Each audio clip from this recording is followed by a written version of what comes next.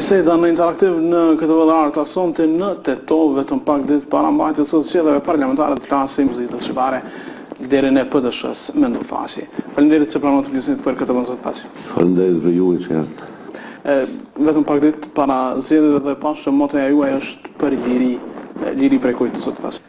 Po ndërëm të parë konkurs BDI-s dhe Ali Ahmetit për shkak se duhet të përkujtoj se në vitin 2002 unë dhe ndjeri feri ja dorëzuam katë kujtarët. Nuk mund të veprojnë i policore Maqedonës dhe inspeksionet e ndryshme të penalizimit, ndërsa jo që ai vazhdoi këtë çlirim, po përkundrazi riokupoi dhe tash to territore funksionojnë me motën Maqedonia është policë, Maqedonia është inspektor, Maqedonia është pushtet. Ndërsa shqiptari Ali Ahmeti i BDI-s është vetëm pushtet për shqiptarët, për t'i kërcënu, për t'u marrë reket, për t'i dënu. Motoja për liri bile më tepër doli prej zgjedhjeve presidenciale, kaluam një ferr në 13 prill për shkak se vota e hap çdo shqip votonte dijoj për ne. U përdorën të gjitha shumë të kërcënimit, trembjes, votuesit shqiptar.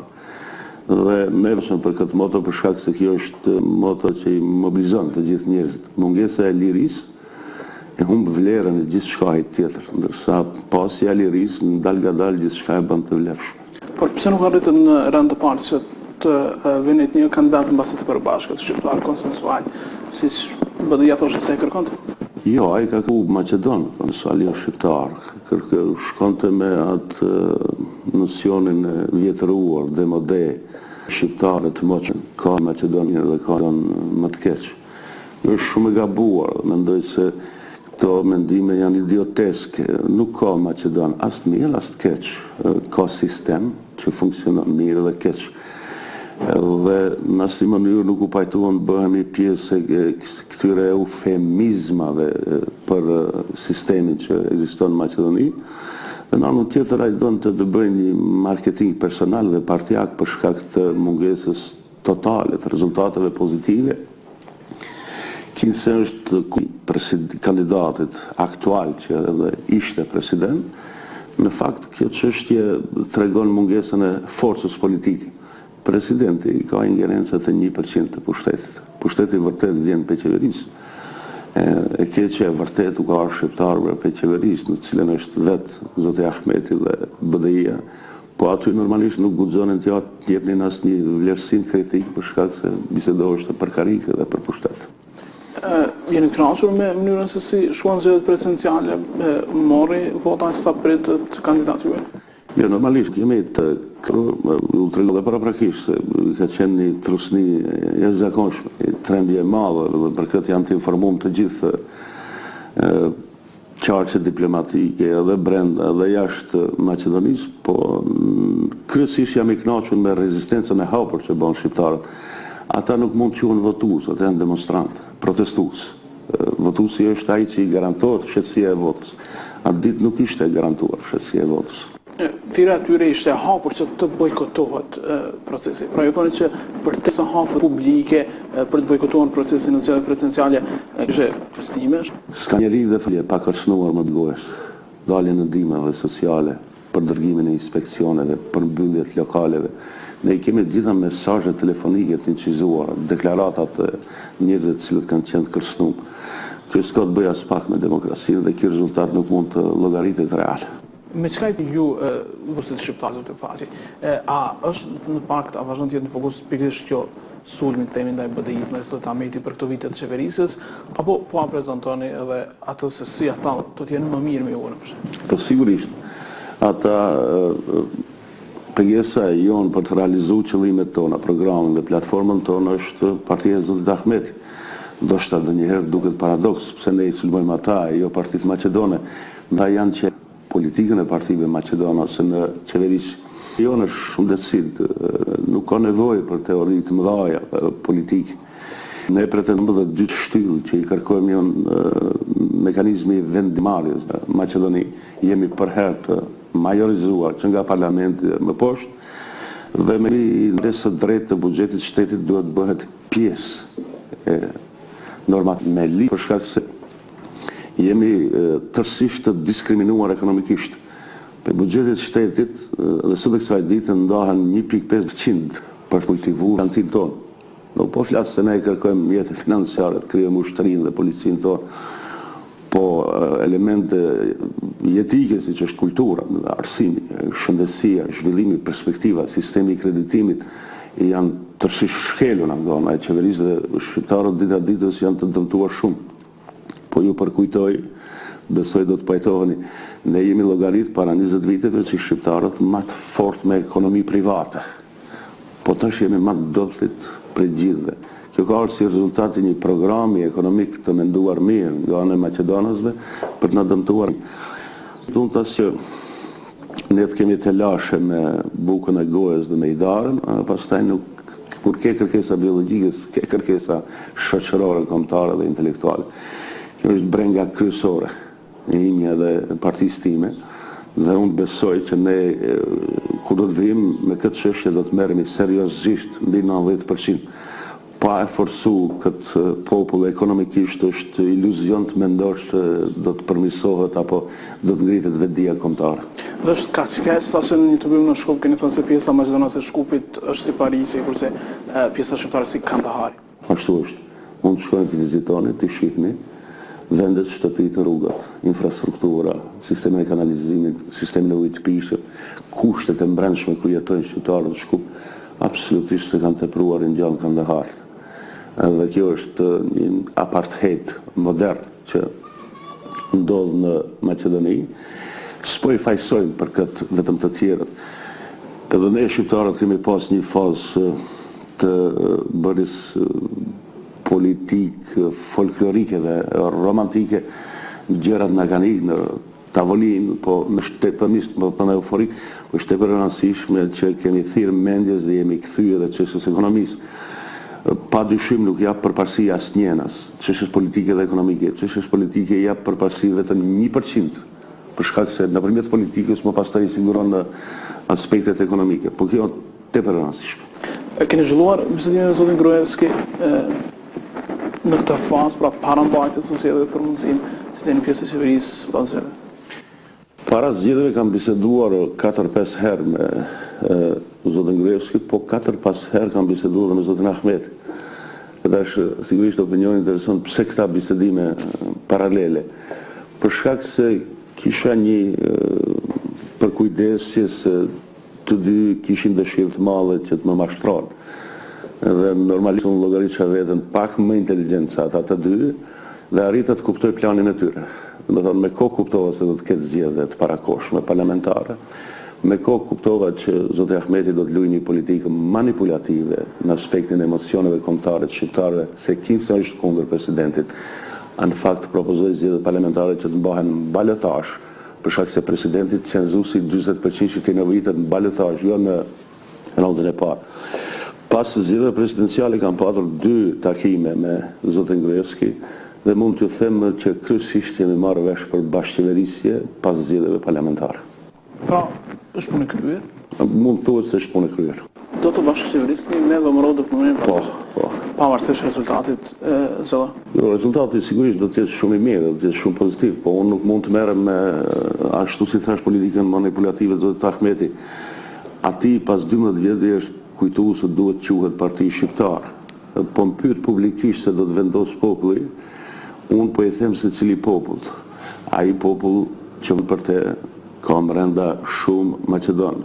U fillu prej atij figurativisht komandant Vence Apostolovski që e ka aktivist në Shtit, në Strumic, lloj-lloj Ole Diamanti, lloj-lloj Natashash në për listat të deputetëve, Rafet Muminović është Canovska e kështu me radhë. Ai tanë kohës ka pretendu se është parti multietnike, që i ka me veti edhe turqit, edhe boshnjakët, edhe romët. Dhe tash kur e sheh veten ngushtë thotë janë parti shqiptar. Dhe çështja e dytë është se zoti Ahmeti vazhdon mes të Evropës të demonstroj një paturpsi demokratike duke më mbajtur një qytet peng. Tolla, pasti voton për herë 20.000 me 0 kundër meje, që është një rezultat tërësisht jo demokratik Dhe unë këto çështje nuk i pranoj. Manipulon, thoni, aja që Po në Kosovë? si mund të jetë rezultati 20.0, vetëm në Korenë e Veriut është se ai dhe Stalini ka shtin ka një 2-3 letra. Dhe unë nuk mund të bëj me te luftë të armatosur për ta çliruar procesin demokratik, po vetëm i them në mënyrë shumë të kulturuar se këtë rezultat nuk ta pranoj. Dhe kjo është rezultat i papranueshëm. Sa i përket dëshirës tij për të qenë pushtet edhe këtë herë, është vetëm ëndër që nuk do të përmbushet. Me të pra, pritet që BDI-ja të fitojnë zgjedhjet. Sondazhet të cilat e kam lexuar tregojnë për parësi ndaj partisë suaj në nivel të deputetëve që pritet të fitojë. Si është mundur që të hyjë në pushtet nëse ajo marrë më shumë vota? Jo, këtu ka një rregull të pashkruar se partia më e madhe shqiptare. Partia më e madhe shqiptare jemi ne, unë prapë përsëris. Janë rezultatet që tregojnë kush është partia më e madhe shqiptare, rezultatet e zgjedhjeve, prandaj vanë se rezultatet. Po janë rezultatet e një partie për të cilën votojnë turqit, bosnjakët, romët dhe të tjerët, dhe tërbeshët. Dhe ai këtë nuk e fsheh, ai ka lista të veta për kandidat për deputet, pjesëtar të pakicave të këtilla. Çështja e dytë që u thash, ai dhënon demokracinë dhe nuk mund të pretendojë se i fiton zgjedhjet. Ndërsa sa i përket sondazheve, janë media që i ka në kontroll të plot, ai dhe qeveria dhe nxjerrin sondazhet. Jo vetëm media, dhe një uje që një institut kam lexuar që ju nxjerr 10-3%. Po, këto OJQ që janë krejt partive politike, nuk në Unionin Evropian. Se cila rosit. Absolutisht, dhe partitë politike që janë pushtet me financat fuqishme, rositin rezultatet dhe i japin. Po duhet të përkutoj, shif një sondazh që është bërë për një institutit Kosovës, Maqedoni, dhe është publiku dje, nuk e di a keni pa. E kam parë në një portal. Rezultati është i favorshëm dhe ne udhëheqim me një deputet më tepër. Edhe pse ne kemi elektorat pastër vetëm shqiptar, kandidat vetëm shqiptar. Dhe kjo për mua nuk përbën problem. Fundit nuk shoh ndonjë arsye që të jap llogari më tepër zotit Ahmeti dhe BDI-s, ata kanë hyrë politik me armë. Ata ne morën pushtetin me luftë dhe me armë dhe asgjë tjetër nuk bën. Por ju u adresuat, thotë që u adresuat pushtetin atëherë në vitin 2000. Po dini atë ngjarjen e Sollomonit, duket kur shkojnë dy nëna dhe pretendojnë për një fëmijë. Zgjidhjen që e jep ai thotë do ta presin gjithë fëmijën. Nana e vërtetë thotë jo, nuk është fëmia im. Edhe ne nuk mund të shkonim një hap më të tjerë, se do të ishte luftë civile me shqiptarëve, do të ishte shumë keq.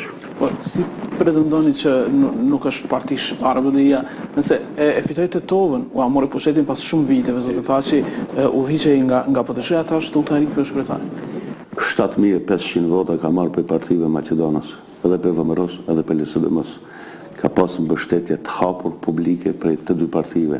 Maqedonas ka marrë 1300 vota për turqëve dhe 1600 për romëve. Së nuk diskutuar. Tetova është qytet shqiptar, pra.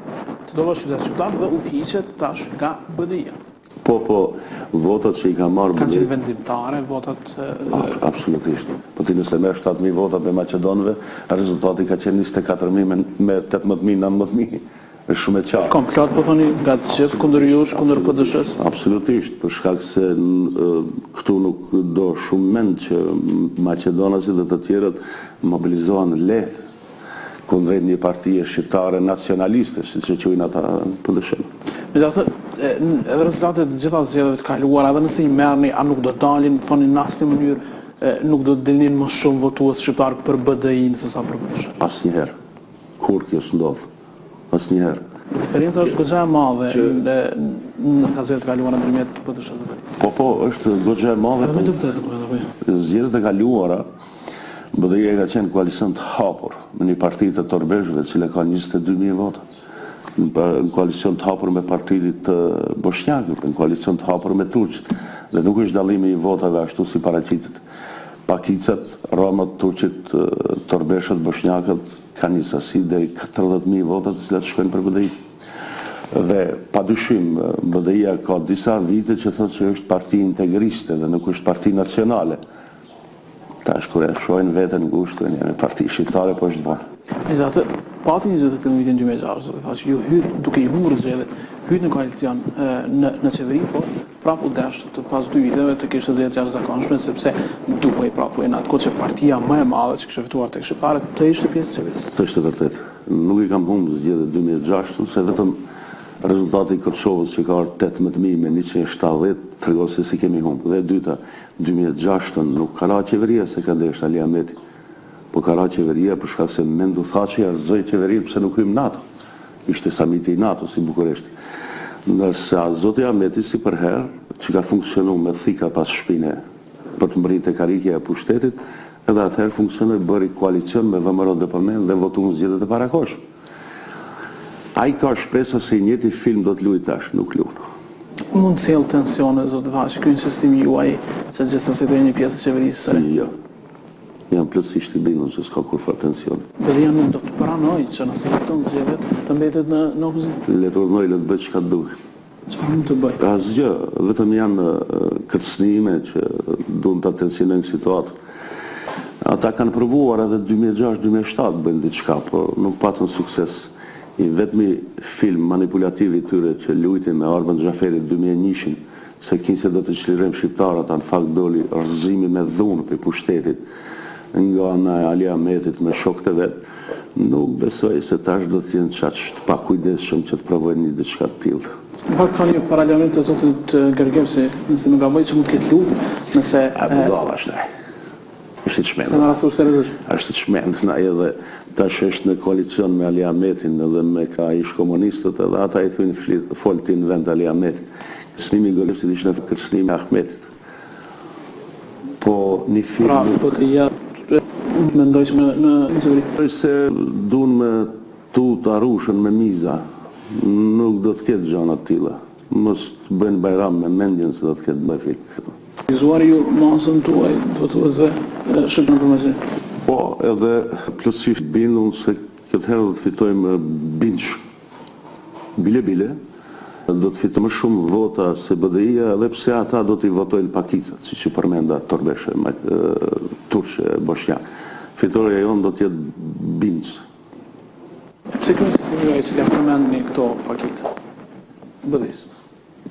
Nëse mos një shtet mund tjetër. Nuk është insistim egoist, po është insistim se du me mbrojt me kokë forësi aspektin kombëtar të shqiptarëve këtu. Se sipas filozofisë atij, këtu më mirë është shko bëno antari partive Maqedone dhe i realizoj qëllimin tënd. Ne me mia vjetë kemi luftu që mos viderit e kjo. Ai do të na kthejnë në situatë para 70 vjetë, më të vjetrit, më të mëshuarit të dinë edhe në Kosovë. Bën një shkallë operative dhe s'ke nevojë për pushtetar shqiptar të rrenjshëm. Ai ti mbron gjitha interesat. Është betejë shumë e madhe që nuk duket në etër. Në fakt ata thonë që ju mund të hyni në qeveri vetëm si deg e VMRO DPMNE-s si shqiptar. Se din shqiptarët kur hym në qeveri mbrojnë deri në fund. Ne shkojmë fiton për gjithçka për mbrojtjen e interesave të shqiptarëve. Pyeta xhaxhi këtë qeveri. Ski dilemë të që shpjegojnë vetë si ndodhi kjo ski mënyrë arrogante ura shqelme dhe tha s'kam nevojë më për ju. Unë mendoj se edhe kjo është e shpjegueshme, thjesht histori ashtu punon që çfarëdor të kompromiton, të lloç para popullit, s'kam nevojë. Ky fenomen i ndodh BDI-s, asgjë tjetër. E si ndodhi që tash ju të doni të bëni koalicion me Gruevskin, teksa natyrisht keni kritikuar ju eksponent partisë suaj, edhe si anti-shqiptar pra, për punën që ka vënë deri tash. Pse tash do të bëni koalicion atë? Po këtu është sfida. Unë mendoj se Ali Ta bëni Ahmeti më pak anti-shqiptar.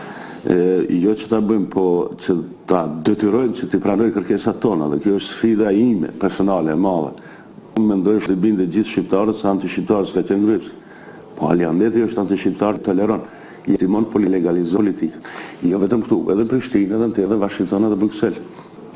Qeveria e Maqedonisë, po mos të ketë një forcë politike shqiptare të vërtet brenda që ja legjitimon, nuk mund t'i bëjë këto vlerësime. Flet për qartë Ali Ahmeti për mundësinë e humbjes pushtetit. Unë mbyta tu duke pyet në për tubime, çfarë bën këto bustat, çfarë Dushanit, çfarë Llazarit, kopshti zoologjik në Shkup, 800 milion euro investime për Shkupin e Maqedonëve dhe asnjë dinar këndej investime. Ku shkoi ai përdorimi zyrtar i gjuhës shqipe, ku iku? Ku është ai ligji i përmirësimit apo rregullimit të statusit të pjesëmarrësve të konfliktit 2001-shit? Ku është përfaqësimi i drejtë i shqiptarëve që duhet që motit bëhet 25%, vazhdon të jetë 6-7%. Çuditërisht. Ai imponon një temë sa do të hyjë unë qeveri apo ai duhet të jetë llogari, është 10 vjet të gjysmë pushtet. Dhe të gjitha këto që i flasin të këqijat që u ndodhin shqiptarëve, Në vjen keq, po ajo është përgjegjës drejt për drejt. Unë si opozit mund bëj një përgjegjësi të vogël, morale, si ta them apo ai mban përgjegjësinë drejt për drejt të gjendjes rënd të shqiptarëve. Dhe u lutem, këtu ka ndodhur trauma historike. Të ka ardha i ty të ka thënë para 2 vjetëve të shtova unë peshkire dhe rahata dhe këtu situatave që shkon tu përkëtësu paralelizmi mes Kosovës edhe shqiptarëve të Maqedonisë flet për një politikë të rënd manipulative që është bërë këtu nga Zoti Ahmeti.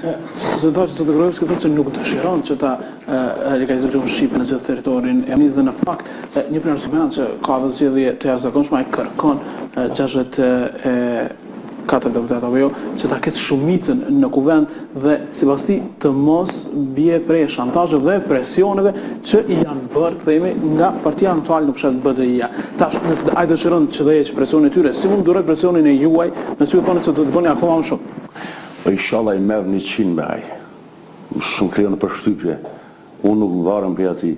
Unë nuk varem pe platformës programit tim. Ama këtë platformë duhet ta implementojnë dikon, vendimet merren në parlament. Dhe nëse ai ka 100, ju do të mund bëni gjë. Okej. Unë varem prej programit dhe platformës time.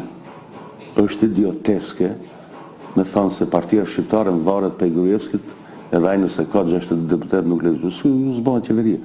Prishet qeveria. Kjo bëhet krizë politike, kriza politike kalon në krizë etnike dhe më pastaj gjërat dalin prej kontrolle. Mirë po Gruevski është mësuar me Ali Ahmetin, të rinë dajak 6 vjet pa ndërprerje dhe ky mos lëviz, mos pisket as pak dhe mendon se kjo do të vazhdojë ashtu, nuk mund të vazhdojë ashtu. Nuk mund, nëse është kjo ide që besoj që është kohë marketingjeve politike, se unë kam biseduar me të pas zgjedhjeve presidenciale 2 herë. Atëherë ju lutem gjanat janë shumë qartë, bëja qeverinë e vet, po bëjmë ne tonën. Bëja parlamentin e vet, e bëjmë ne parlamentin tonë. Nuk është çështja e ekstremit deri në skaj. U kemi këtë mundësi? Absolutisht. Kush është shërbëtore që e pranon këtë lojë? Edhe mu, po të më shërbej dikush kështu si ka shërbyer Ali Ahmeti 6 vjet Gruevskit, është super. Po kurse pren atëherë. Dhe çështja e përimit të shqipe, në gjithë orën Maqedonia kërkon atë. Ne kërkojmë përdorim të gjuhës tonë. Unë flas shqip, shteti flet shqip. Nuk në Maqedonia 100% Maqedonë që të flasin shqip, se nuk është edhe logjik. Mirë po institucionet e shtetit duhet të flasin me dy gjuhë, dhe kjo është dëgjuesia. Nuk është dëgjuesia kur unë flas edhe shqipen edhe maqedonisht. Në fakt të brin kështu Zoti Gruevski thoshte se në Maqedonas shqiptarët kërkojnë që të mësojnë shqipen, edhe ku janë pra çeft Maqedonisë. Ajo çështje e zhvillimit modern të situatës do të mësojnë ata shqip se do të kenë nevojë për këtë punë dhe unë po duhet të kthehem te esenca e problemit. Kush ishte ai që 6 vjet ja mësoi Gruevskit që ta bëj këtë politikë? Unë kam qenë 18 muaj me Gruevskin në qeverisi. Besoni se kam lënë një gosht, se i thënë Kosovë Baski, një tull apo një cigël ta vendos projekteve të tia anti-shqiptare. Shkupi 2014, 18 muaj të qeverisjes time me Gruevskin, nuk ka pas as një tull, as një gosht. Pse dikush ka luftu që ajo mos të ndodhë? Nuk do të bëhej, Shkupi 2014 nëse ju do të ishit në pushtet. Asnjëherë. Po prishja e qeverisë ndodhi për këtyre projekte. Dhe këto projekte nuk do të ndodhin asnjëherë nëse nuk do të ekzistonte një variant rezervë e përdorimit si partall, si ishte BDI-ja dhe Zoti Ahmeti. Dhe mu vjen keq, nuk dua të dalë se shumë e sulmoj tjetrin dhe e mbroj veten. Po, nuk ka vend normal në botë ku ti akuzon opozitën, 6 vjet jemi në opozit, çështjet kanë eskaluar shumë keq në aspektin e shqiptarëve. Ose pyetja tjetër logjike, po ju lutem, po çka lyp Ali Ahmeti tash të vazhdojë të jetë në qeveri? Ai kërkon fitore, në rregull, për çka e përdor fitore? Atij duhen rezultate. Ai nuk kishte rezultate 6 vite. Tash duhet të rritë në opozit për shkak se nuk mund të jemi aq parashikues të mëdhej, dhe me haq vitet të ardhshme ai do të përmirësohet. 6 vjerit as. Sërish, Zoti Vaçi, nëse Zoti Gruevski ka mund ta përdorë, siç po thoni ju Zotin Ahmeti, dhe nuk do të mund ta bëj këtë me ju, pse do t'ju doj juve në qeveri? Për shkak se elementi tetit moderne dhe biznesin modern nuk heri i gatshëm gjithkujt, se mu shërbej kujt tjetër po edhe ty. Politika moderne është partneriteti i vërtet. Edhe normalisht se Gruevski do të donte vërtet ketë në partneritet një parti të vërtet shqiptare, që ka elektorati shqiptar. Se po tjetë çështje multietnike, ai ka ato partitë e vogla të pakisave që i ka në dhe se edhe i duhet në skije e akonshme e qeverisjes, është mbi 8 vjet me pushtet, dhe freskia e kësaj qeverisje do të jetë Partia Demokratike Shqiptare. Në fakt, a nuk mendoni se do të ishte më lehtë të komunikoni të bashkëpunonit me LSDM, duket se ka një qëndrim më liberal ndaj shqiptarëve, ka qenë kandidati për president në Prishtinë dhe me Siraç ka thënë që po të fitonte ai, shqiptarët do të ishin krejtësisht të barabartë me Maqedonisë. Është idiot, është shumë i ligë. Kandidati i LSDM-s. Po, nëse për diçka unë jam profesor doktor për ata, edhe janë ish partia e Jugosllavisë. Se prej Gruevskit e vërtet është i kanë ardhur disa të këqija shqiptarëve, për LSDM-s të gjitha të këqija të kanë ardhur. Është ajo loja e vjetër që bën të Serbia. Retorika e butë, LSDM-ja e ndeja shqiptarët që mund të dalë të bukë, e këndevërisht të këqija për atë popull. Dhe nuk dallon as LSDM-ja nga VMRO-ja. Vetëm se LSDM-ja një variant urban e nacizmit Maqedonas, ndërsa VMRO-ja një variant brutale.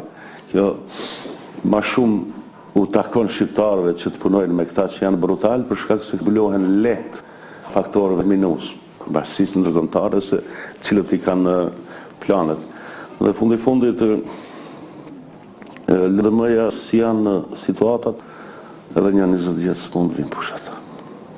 VMRO-ja do të fitojë gjithmonë. Absolutisht. E kanë krijuar me bashkësim ndërkombëtare, e kanë pasur një sër takime shumë ambasadorë këtu. Keni përkrajnë e tyre që të jeni pjesë e qeverisë varësisht shqiptare? Bagji plata thonë këtu këtë gjatë thua. Kanë folë shumë seriozisht me ta. Ju e dini, bashkësia ndërkombëtare nuk i intereson gjanat e vogla. Bashkësia ndërkombëtare është ready ta mbështet partinë shqiptare e cila do ta detyroj Gruevskin që të bëjë kompromisin me emrin dhe Maqedonia të nisë bëhet anëtare NATO-s me njëherë dhe të nisë një proces serios të negociatave me Bashkimin Evropian. Dhe më është thënë direkt se neve asgjë tjetër figurativisht nuk na intereson. Dhe unë jam pro këtij planit për shkak se jam shumë optimist. Po të bëhet ky kompromis, më pastaj pere i lamshit do të kapet mirë. Edhe çështjet e shqiptarëve do të lëvizin përpara. Dhe unë mendoj se ky kompromis do të bëhet jo më gjatë se sa një vjet. Keni probleme brenda partisë suaj, me Degën Stru, me kryetarin e ri, që në fakt ishte një fitore historike atje, një kandidati të PTSH-s, por çfarë do të bëjë? Jo, nuk kemi probleme me Degën, kemi probleme vetëm në një njerëz, dhe kryetarin e komunës. Tash është një proces zgjedhor dhe po i kurse fjalët se bisedohet për njerëzit e familjes time. Simbolikisht po them shpesh herë do një djali i shtëpisë vret krahun apo kamën, dëmtohet, merr një plak. Dhe kur del në front atë djalë lën te shtëpia për shkak se ajo plak mund të keq përdoret nga kundërshtari. Dhe këtë bëri BDI-ja para 3-4 ditëve doli akuzoi drejt për implikime korruptive dhe të tjera.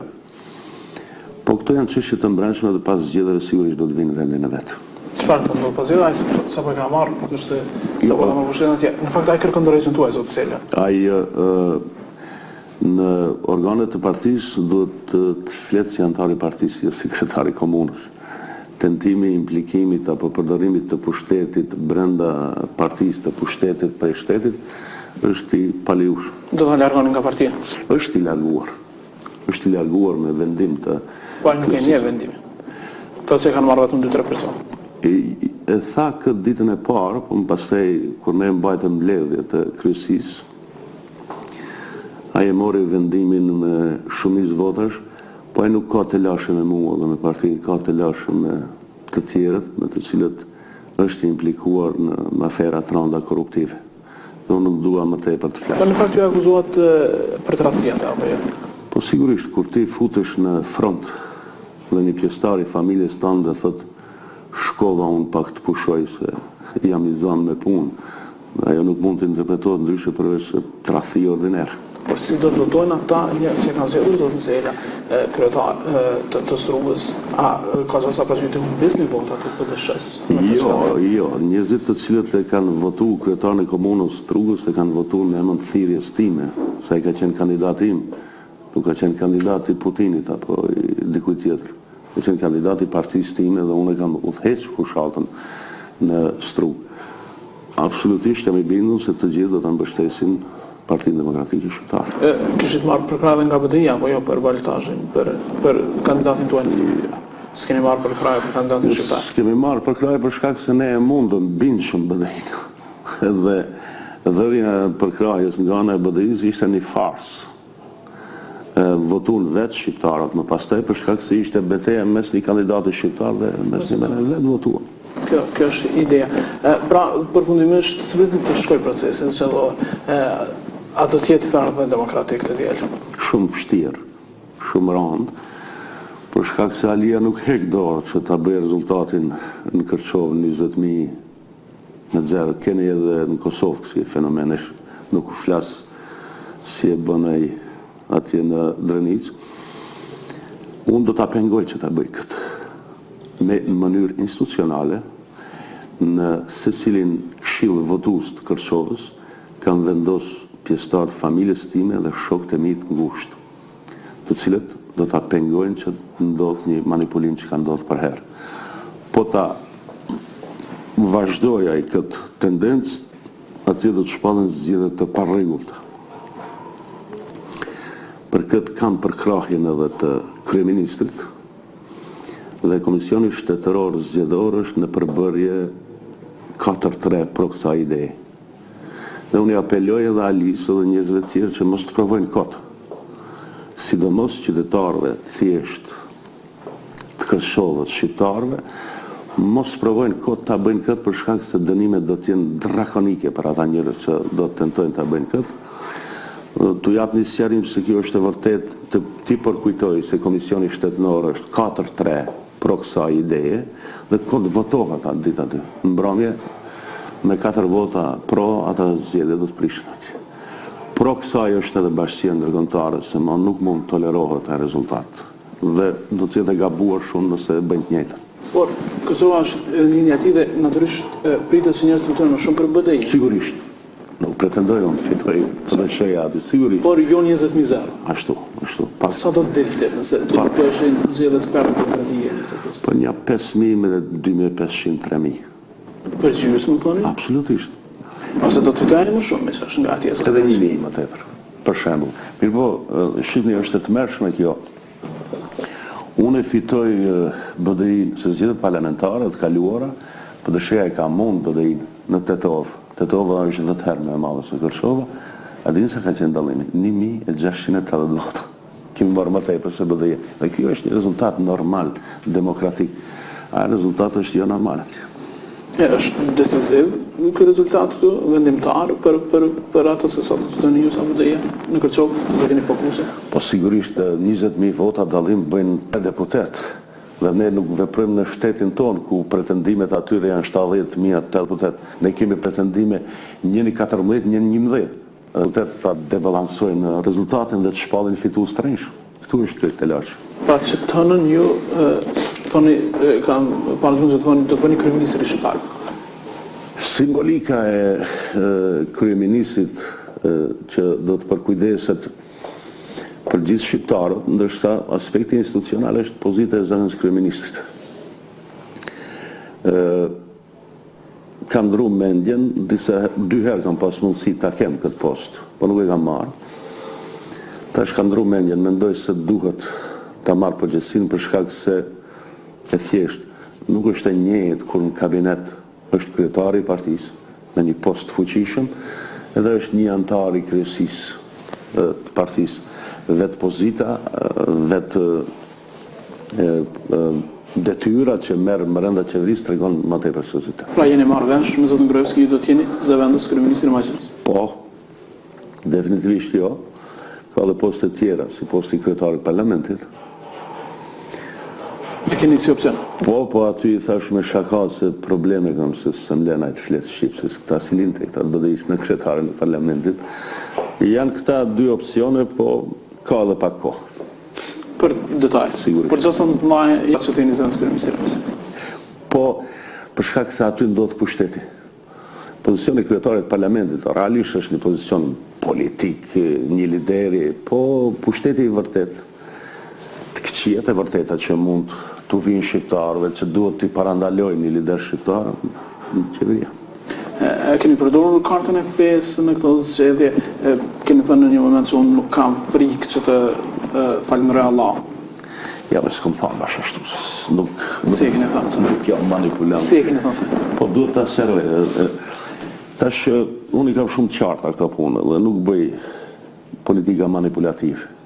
Dhe këtë shkollë kam marrë prej Arban Xhaferit. Do shta da zgjati pak, po shumë jam intereson të asjarë këtë qështë. Unë kam thënë kështu. Akuzat që vinë se për përdori fenë për pojna politikë, kam thënë kështu. Qështje private e imja është sa jam unë besimtar sa s'jam. Dhe për këtë si jap llogaria s'kujtë. Jam besimtar, jap llogari Zotit. Po unë si udhëheqës duhet të bëj betejë që ta në politikë. Aspekt shpirtëror një popull. Ata i po folë muslimanit shumë për Allah i lideri vetëm shqiptar. Është tjetër ausit. Ka shku në mesh, në ishlingje, në midis për hatër shqiptar katolik, jo për dhe që janë pak 2-3%, është mendothash.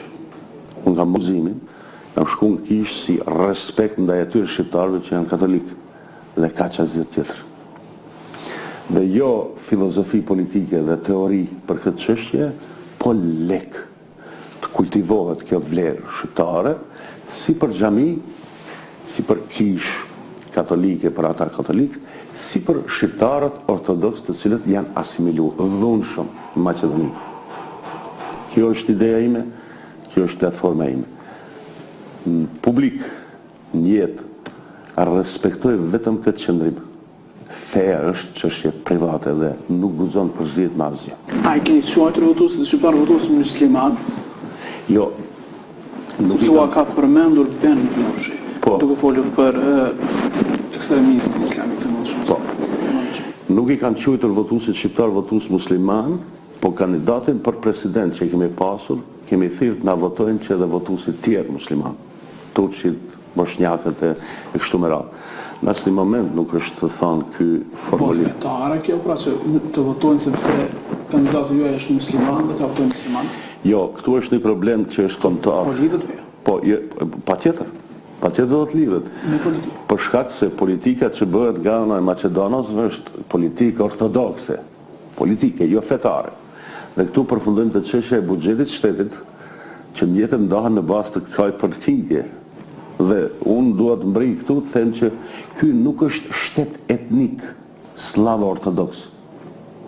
Po ky është shtet që përbëhet për shqiptarëve dhe përbëhet për muslimanëve. Se aspekti fetar i përdorur dhe i keq përdorur nga partitë maqedonase pasojë aty ka etnike. Nuk është që thjesht çështje fe, se do të ishte jo normale nëse unë them se më pengon një kish, absolutisht. Mu së më pengon asë një kish, asë një kryq.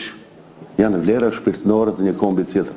Mirë po, kur këta përdoren për çështje etnike, atëherë duhet stop. A identifikon zë të thotë që shqiptarët të Maqedonisë fillimisht si musliman ose si shqiptarë? Ja. Çështja e identifikimit kombëtar është çështje që e preferon edhe vetë Zoti. Se të kishë desh Zoti na bëj gjithëve musliman na kishë bë. Edhe nuk na kishë bë do shqiptar, do të tjerë kështu me radhë. Këto janë teori politike shumë të mbrapshta.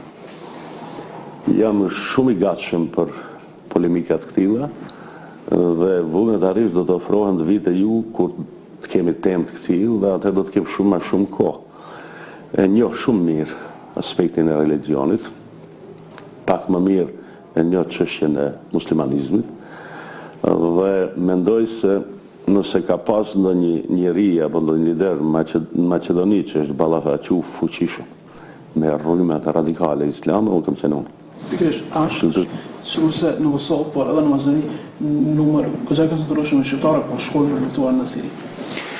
Unë mendoj se ato janë më tepër çështje të aspektit manipulativ privat, financiar, i paguajnë, se sa ndonjë veprim ideologjik i thellë apo fetar.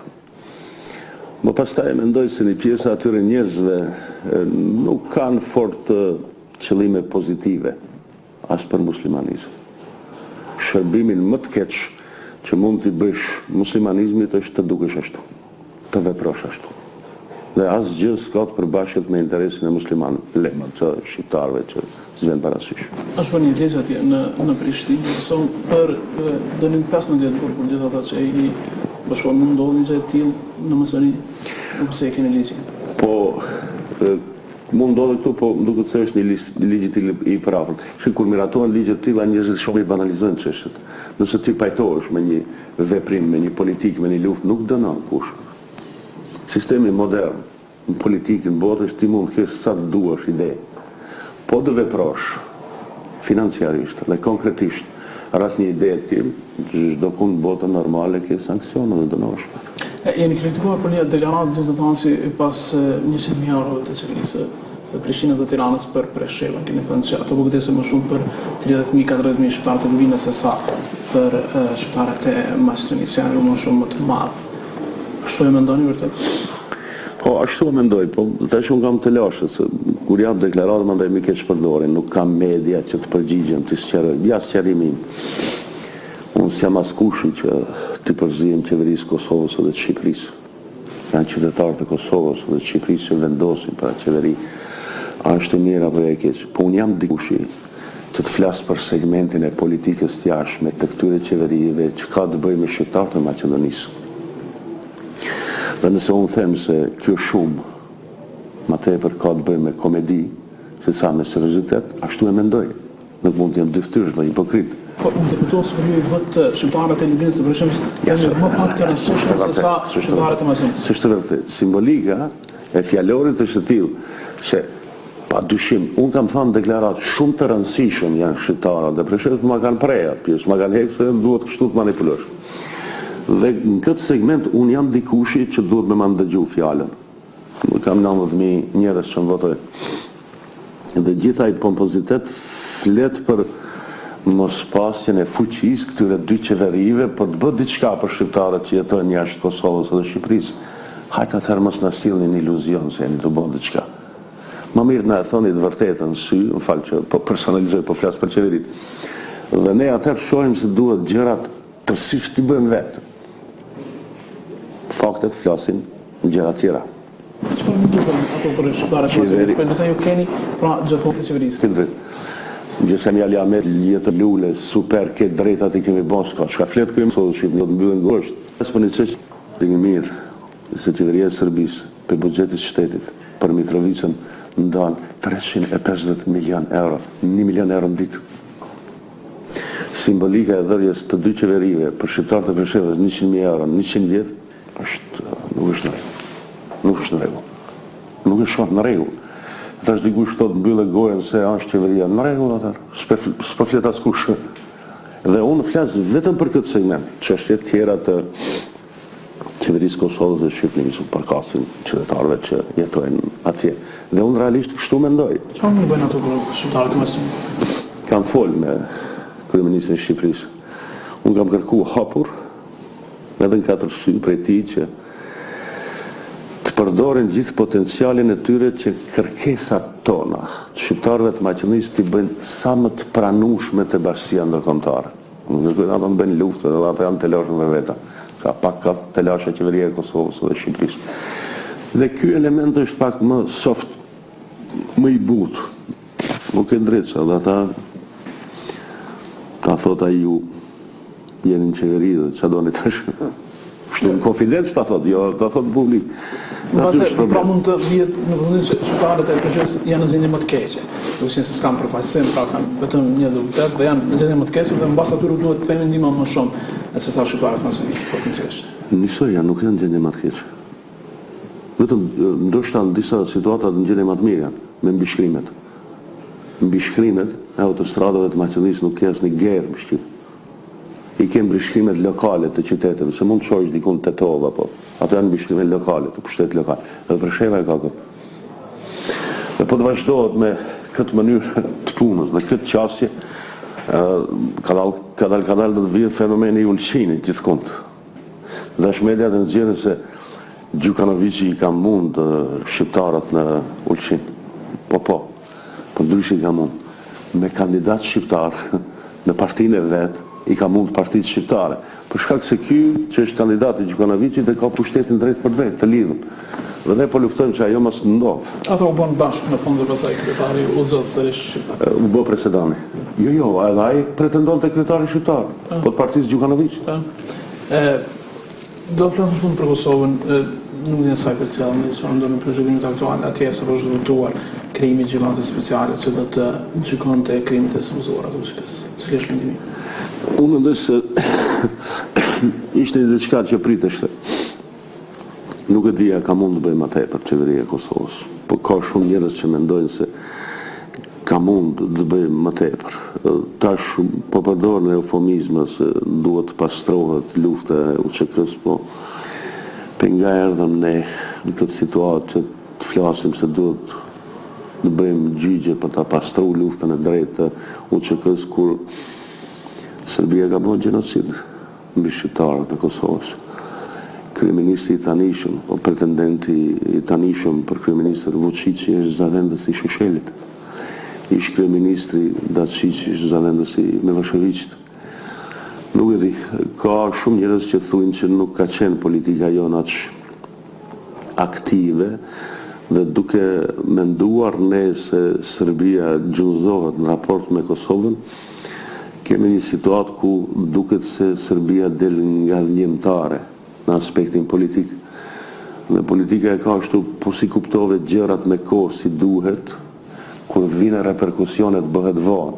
Dhe për mua është keq që u detyruam ta pranojmë në gjyq. S'ka rrugdalje tjetër. Këtë bashkësia ndërkombëtare është e kishte atë qasje.